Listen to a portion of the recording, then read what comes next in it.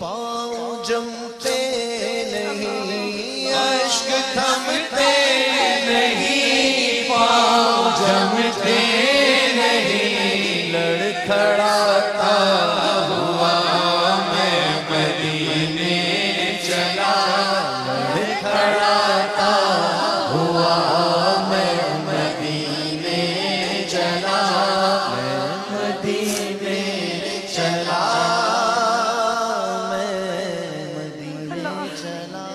سبحان اللہ، سبحان اللہ، سبحان اللہ۔ بہت مبارک۔ محفل کے صدقے میری دلی آرزو پوری کی اللہ پاک کل مومنین کی خواہشیں پوری کر اور سب کو اپنے در کی حاضری نصیب فرمائے، اللہم آمین۔ آج آپ کو یقین ہو گیا ہوگا کہ آنسو میں دعا مانگتے ہیں تو کیسے قبول ہوتی ہے۔ جی بہت یقین اس رب کو تھا کہ وہ ضرور بلائیں گے مجھے یقین تھا کہ میں ضرور جاؤں گی۔ میری بچیاں میری کہیں تھی امی اگر آپ ایک بار چلی گئی آپ شو پر تو یقین کریں آپ لے کر ہی آئیں گی ٹکٹ، آپ ضرور جائیں گی۔ میری بچیوں نے مجھے اور ان محافل میں دیکھیں کرم ہوتا ہے فرحان بھائی، وہ شعر ہے کہ وہ آنسو کسی کے نہیں دیکھ سکتے، حضور کسی کی آنکھوں میں آنسو نہیں ریحان دیکھ بھائی یہاں سکتے۔ ایک بات اور، ریحان بھائی توجہ چاہوں گا، جی جی حبیب داور غریب پرور رسول اکرم کرم کے کرم کے پیکر، پیکر، حبیب داور غریب پرور رسول اکرم کرم کے پیکر، کسی کو در پر بلا رہے ہیں، کسی کے خوابوں میں آ رہے ہیں۔ آج اس محفل میں یا رسول اللہ ہمیں دونوں باتیں قبول ہیں، یا تو اپنے در پہ بلا لیں یا خواب میں آ کے ہماری بگڑی بنا دیں۔ یاد رکھیے گا جس طرح یہ نعتیں پڑھ رہے تھے، یہ میرا ایمان ہے کہ آقا علیہ السلام گنبد خضرا سے ہماری نعتوں کو سن رہے ہیں، کیونکہ یہاں جو رقت جو آنسو نکلتے ہیں، آنسو کسی کو دکھانے کے لیے نہیں نکلتے۔ یاد رکھیے گا جب فرشتے آتے ہیں ہم سے مس کرتے ہیں تو ہم پر رقت طاری ہو جاتی ہے۔ اس بات کا ثبوت ہے کہ رسول اللہ صلی اللہ علیہ وآلہ وسلم، اہل بیت اطہار، اصحاب رسول ہماری نعتوں کو سن رہے ہیں۔ کبھی فرق یہ اتنا ہے کہ کبھی محفلوں کے اندر کبھی صدیق اکبر کو بھیجتے ہیں، کبھی عمر فاروق کو بھیجتے ہیں، کبھی عثمان غنی کو بھیجتے ہیں، کبھی نجف سے علی شیر خدا کو بھیجتے ہیں، کبھی حسین کو بھیجتے ہیں، کبھی حسن کو بھیجتے ہیں، کبھی علی اکبر کو بھیجتے ہیں، کبھی غوث اعظم کو بھیجتے ہیں، کبھی خواجہ صاحب کو بھیجتے ہیں، کبھی داتا صاحب کو بھیجتے ہیں۔ جب سارے عاشق ہو بلال جیسے تو خود رسول اللہ آتے ہیں۔ سبحان اللہ، یہ اس محفل کی ایک روحانیت، میں یقین مانے میرے الفاظ شاید گم ہو گئے۔ ہم کسی چینل پہ جاتے ہیں تو بہت زیادہ الفاظ ہوتے ہیں، ٹرانسمیشن کے اندر سارے الفاظ آ رہے ہوتے ہیں، مگر یہاں رقت دیکھی جب نعتیں پڑھی جا رہی تھیں تو تصور میں کہتے ہیں نا مدینہ چلے جانا، نعتیں پڑھ رہے تھے اور میں حقیقت میں مدینے کی گلیوں میں تھا۔ اللہ تعالیٰ اللہ تعالیٰ جتنے لوگ یہاں بیٹھے ہیں، ناظرین کرام، سامعین کرام، یاد رکھیے گا ہم نعتیں پڑھتے ہیں، نعتیں سنتے ہیں، رسول پاک صلی اللہ علیہ وآلہ وسلم کی خاص نظر ہوتی ہے۔ اور میرا ایمان ہے کہ جتنے لوگ یہاں بیٹھے ہیں، میرے دادا فرمایا کرتے تھے لگن ہو سچی، یقین ہو کامل، تو پہنچے گا ایک دن دیار مدینہ۔ یہاں وہ لوگ نہیں جاتے جن کے پاس مال ہو، ارے یہاں تو ٹکٹ گنبد خضرا سے آتے ہیں۔ یہ مایا خان کی بے وقوفی ہوگی، مایا خان یہ کہے، یہ اے پلس والے یہ کہے کہ ٹکٹ ہم نے دیے، نہیں ان کو تو دربار مصطفیٰ سے ٹکٹ ملے ہیں، بے شک بے شک، وہاں سے ٹکٹ ملے ہیں۔ اور جتنے لوگ یہاں بیٹھے ہیں نا امید نہ ہونا، نہ جانے کب بلاوا آ جائے۔ یہی بات میں بھی کہنے والا تھا کہ وہ لوگ دل چھوٹا مت کریں، رحان بھائی ان کے لیے اچھا ہے، ہو سکتا ہے ان کے لیے کوئی بہتری ہو، ان کے خواب میں رسول اللہ آ جائے، بے شک ایسا سب کو بلاوا درود شریف پڑھیں اور اس ٹائم پہ کثرت سے درود۔ اور جب بھی یہ فرحان بھائی، ریحان بھائی، ہمارے حسان بھائی نعتیں پڑھیں، آپ لوگ کثرت سے درود شریف پڑھتے رہیں جی، کیونکہ آپ یہاں بیٹھے ہوں گے، سرکار کی بارگاہ میں درود جا رہا ہے، تو یہاں سے بیٹھ کر حاضری۔ بے شک اور ایک اور راز بتاؤں ان لوگوں کے لیے، بس ایک جملہ کہ ان کو دیکھ کر ان کے سفر کی خیر کی دعا کیجئے گا تو انشاءاللہ آپ کو رسول اللہ جلدی بتائیں۔ آمین۔ چھوٹا سا وقفہ لیتے ہیں، آپ بالکل پڑھیے گا، وقفے کے بعد آپ ہی کی آواز سے آئیں گے ہمارے ساتھ۔ ایک خواتین حضرات، میرے ایک بھائی اور ایک بہن، عمرے کا ٹکٹ ان کو جو سرکار کے یہاں سے ان کا جو ٹکٹ آیا ہے جس کا وسیلہ بنا لو کاسٹ ٹریولز، بہت بہت جزاک اللہ خیر۔ اس وقفے کے بعد حاضر ہوتے ہیں۔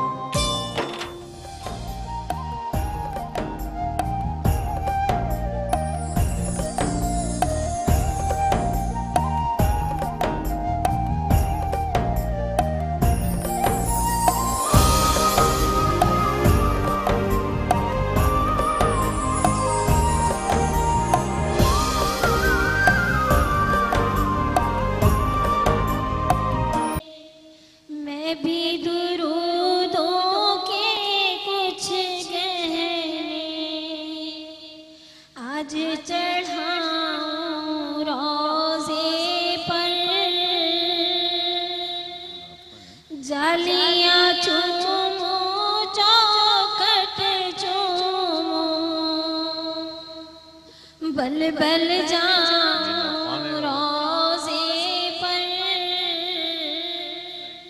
جالیاں چوموں چوکھٹ چوموں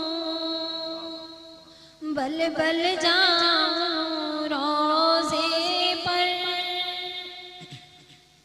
عطر گلاب اور خوشبو یہ تو سارے تحفے ہیں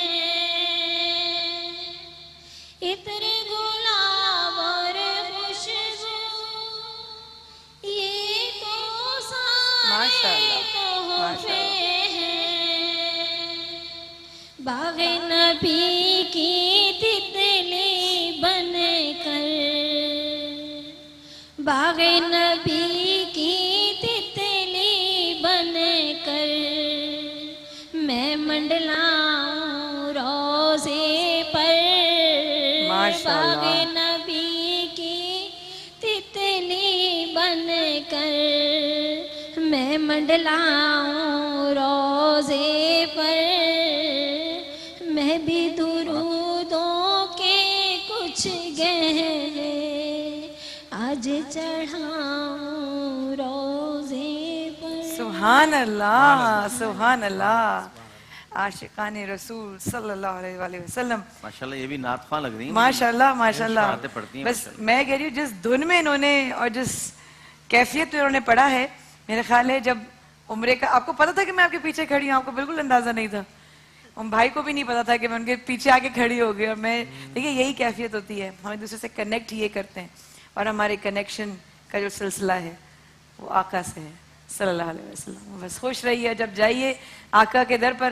ہم سب کو ہمارے پورے یہاں پر موجود لوگوں کو پاکستان کے لیے اور جو ذریعہ سب سے بڑا بنے ہیں لو کاسٹ ٹریولز ان کے لیے دعاؤں میں ضرور ان کو یاد کبھی وہ دعاؤں سے جدا نہیں ہوں گے جزاک کیونکہ جو ایک بار مل جاتا ہے وہ ہمیشہ دعاؤں میں رہتا ہے. جزاک اللہ خیر میری بہن. خوش رہیے آباد رہیے. بہت شکریہ. ہماری بہن کے لیے بہت سی تالیاں. بسم اللہ.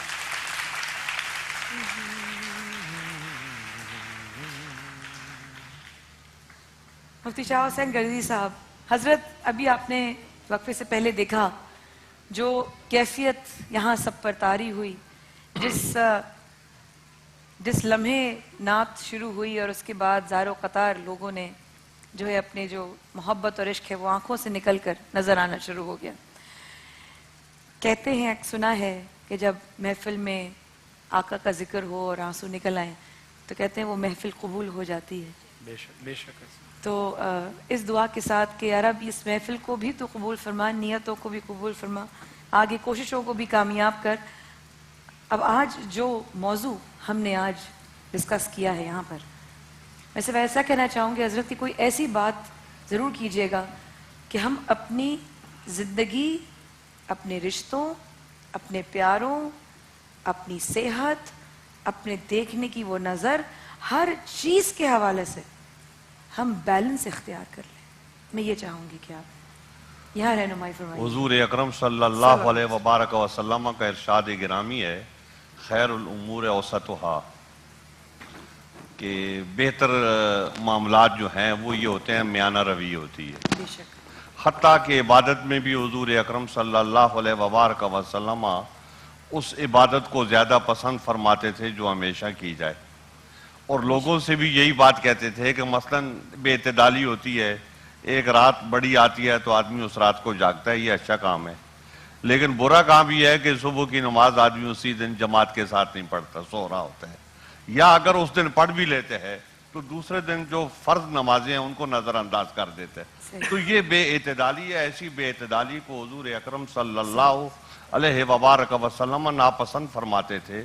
تو پسند کی آپ کی بات یہ تھی کہ خیر الامور اوسطھا میانہ روی کے ساتھ اگر آپ اور کچھ نہیں کر سکتے تو 5 نمازیں ہی پڑھتے رہیں زیادہ پڑھ سکتے ہیں تو تہجد کی نماز آپ پڑھ لیں تو اس طریقے سے گویا میانہ روی کے ساتھ آپ چلتے رہیں. تو یہ عبادت میں بھی میانہ روی ہے اور معاملات دنیا میں بھی میانہ روی ہے کہ جتنے معاملات آدمی کے اس دنیا میں ہوتے ہیں ان سب میں ایک میانہ روی مثلا لباس ہے تو لباس بھی اعلیٰ درجے کا پہننے کی ضرورت نہیں ہے. اس میں میانہ روی جو ہے وہ اچھی بات ہے.